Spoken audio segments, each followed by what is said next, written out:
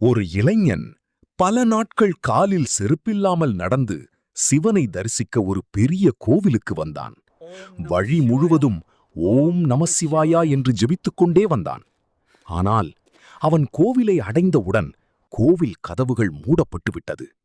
அவன் மனம் உடைந்து கோவில் வாசலில் அமர்ந்து அழுதான்.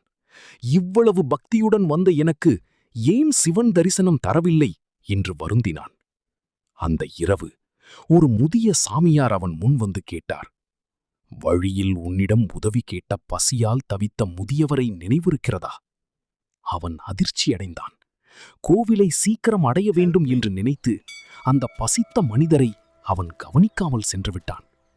அப்போது அந்த சாமியார் மெதுவாக சிரித்து சொன்னார், நீ சிவனை கோவிலுக்குள் தேடினாய், ஆனால் சிவன் உன்னை வழியிலேயே சந்தித்தார்.